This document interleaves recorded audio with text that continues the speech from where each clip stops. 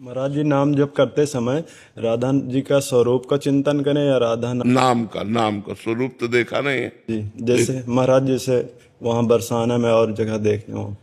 राधा जी का जो स्वरूप है वो माना हुआ यहाँ है, जैसे माना हुआ है। आप सामने देख रहे हैं, सामने छवि देख रहे हैं, ये माना हुआ है। लेकिन जो है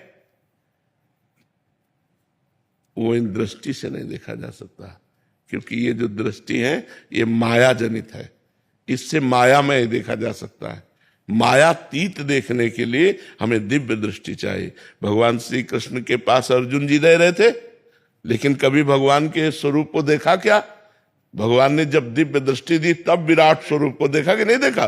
तो ऐसे ही जो हम रूप देख रहे हैं सब उन्हीं के हैं, लेकिन वो रूप जो श्री कृष्ण को मोहित कर लेता है, जो श्री कृष्ण को अधीन कर लेता है, वो तो राधा नाम ही दिखाएगा।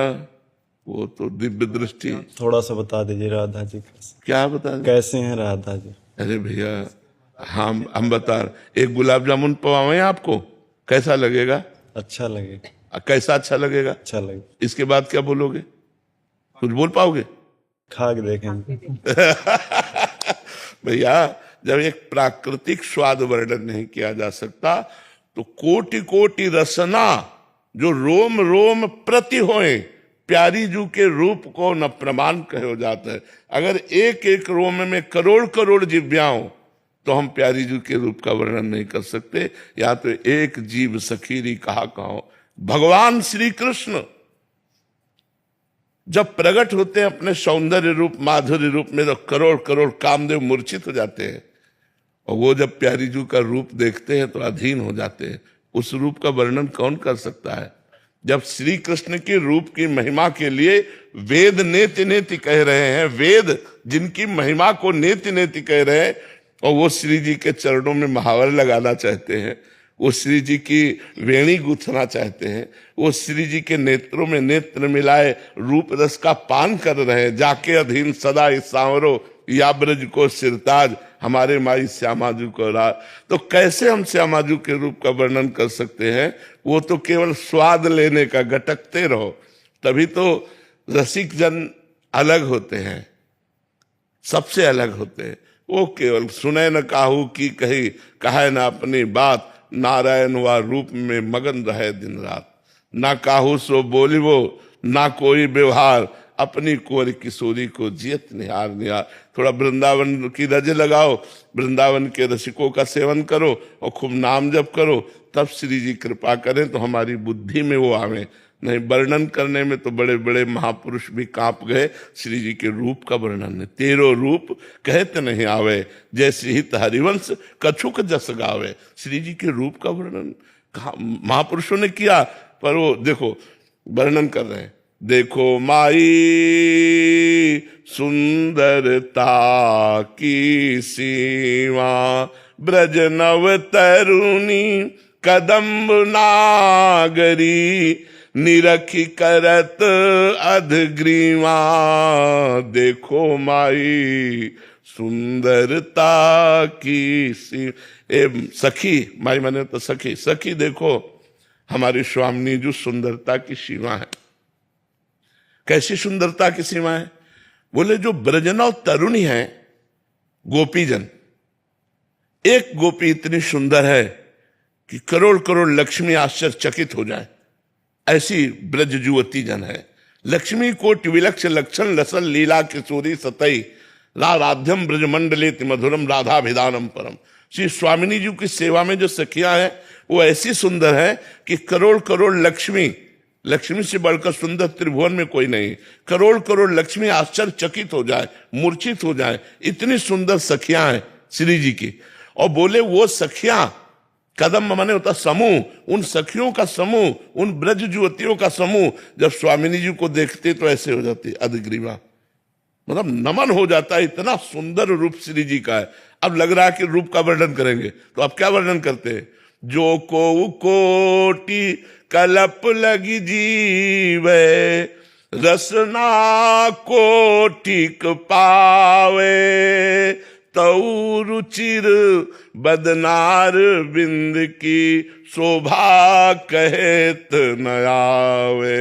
देखो माई सुंदरता की सी। बोले अगर कोई करोड़ कल्प तक जिए और करोड़ों जिह्वा पावे तो भी राधा किशोरी के रूप का वर्णन करने में नहीं आता। देवलोक भूलोक रसातल सुनि कवि कुल मत डरिए, सहज माधुरी अंग अंग की कही कासों पट तरिए, देखो माई सुंदरता की सी। बोले श्री जी कैसी सुंदर है? बोले न देवलोक में कोई देवांगना अप्सरा ऐसी है, न भूलोक में कोई है, न कोई रसातल में ऐसी है कि जिससे उपमा दी जा सके। सहज माधुरी अंग अंग की ऐसी जो श्री कृष्ण के चित्त को चुराने वाली है।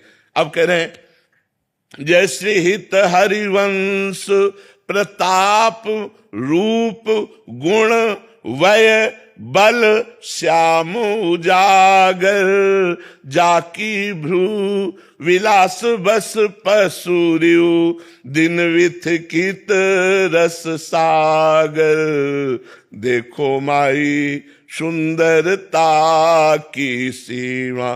बोले वेद में पुराणों में शास्त्रों में जिनका प्रताप रूप गुण बल वय प्रसिद्ध है वो प्रभु श्री कृष्ण, जिनकी भ्रकुटी मरोड़ पर विथिकित हो जाते हैं, मूर्छित हो जाते हैं। तिरछी चितवन से लाडली जो देख ले तो लाल जो विवश हो जाते हैं। बोले ऐसी सी सुंदर स्वामी जी। तो स्वामी जी की सुंदरता का केवल अगल बगल से किया, लेकिन स्वामी जी ऐसी सुंदर है ऐसा वर्णन है वो तो केवल राधा नाम ही बताएगा। जितना नाम जप करोगे उतने रूप प्रकाशित होता चला जाएगा। अरे जी हम तो श्री जी को रोज देखते हैं, दिन रात देखते हैं, आप ही श्री जी है हमारे। वो जब गाती है गावत सुंदरी हरि सरस धमार, पुलकित खग मृग बहत नवारी, वायु बहना बंद हो जाती है।